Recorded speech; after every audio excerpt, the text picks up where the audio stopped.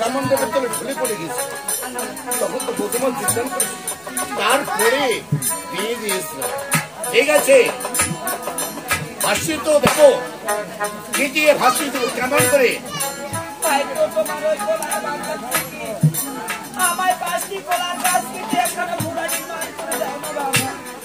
কলার বাগান থেকে 5টি কলার গাছ থেকে ঘোড়া নির্মাণ করে দেব, মৃত সন্তানকে ভাসিয়ে দেব।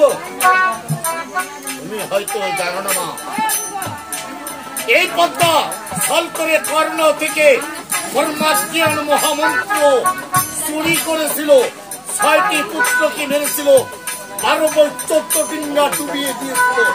এক এক ডিঙ্গায় 14 রাজার ধন ছিল। তবু পদ্মার চরণে একটি কলা দিয়ে পুজো করিনি। কি করে ভাবতে পারলে 5টি কলার গাছে কেটে ঘোড়া নির্মাণ করে দেব? হ্যাঁ, কলা অজিয়া যদি না কাটে পাত, তাতে কাপড় তাতে ভাত, কেলা বেচব শিকার শিকা নস্কা ঢের ভরি, তাতে খায়া বাঁচবে চম্পকর নগরের 2 বুড়া বুড়ি।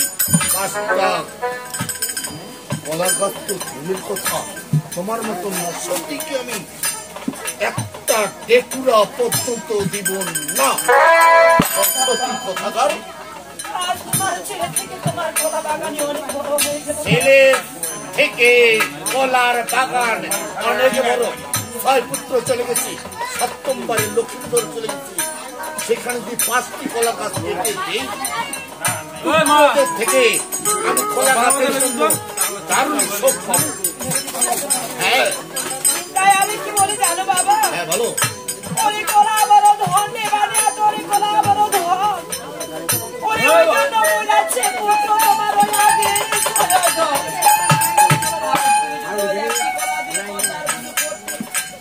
তাহলে কি সত্যবার তোমার করে। ওই মা, 12 মাথা লেগে টাকাটা ব্যাগ পাঠা দে। কলা বড় ধন বানিয়ে তো কলা বড় ধন, এই জন্য মারা গেল 6জন। প্রথমত কথা বলেছে, কলা ধনকে বড় মনে করে লক্ষ লক্ষ টাকা রায় করেছি। পদ্মার চরণে একটি কলা দিয়ে পুজো করিনি, আজ একটি কলা দিয়ে যদি পুজো করতাম 6 পুত্র 12 বই 14 ডিঙ্গা 7ম বার লক্ষ্মীন্দর চলে।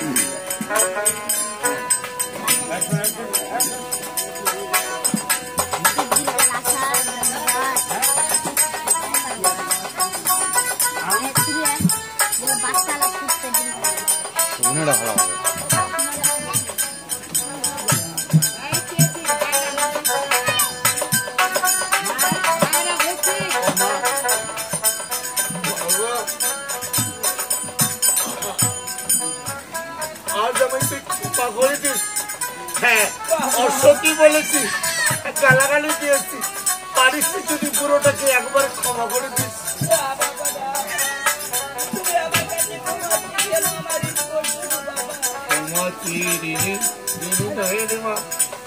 কারণ তুই আজ আমার গর্ভধারিণী মা, মা হয়ে এই সন্তানের চোখে খুলে দিয়েছিস। পারিস তুই ক্ষমা করে দিস। তবে হ্যাঁ, কলা গাছের নামগুলো একবার খুলে বলো তো। হ্যাঁ, তোমার ওই কলার বাগান থেকে আমায় কোন কোন কলার গাছ, কোন কোন কলার গাছে কেটে ঘোড়া নির্মাণ করে দেবো। আজ আছি এখন পাই কাটো বাবা চিনি মনোহর, চিনি মনোহর। ওরে ভগবান ছাতি কাটিবে বাবা ওই গোসাই। ও তাই নাকি? এসব কলার গাছ কেটে ঘোড়া নির্মাণ করে দেবো। ঠিক আছে, কি লাগবে মা? ওরে আকাশের হবে বৃষ্টি, রোদের হবে জ্বালা,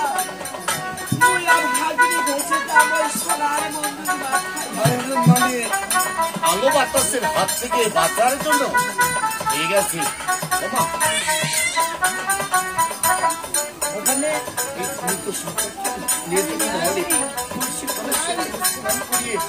আর ঘোড়া নির্মাণ করে ভাসিয়ে দেবো সাগরে। আবার কে আছে?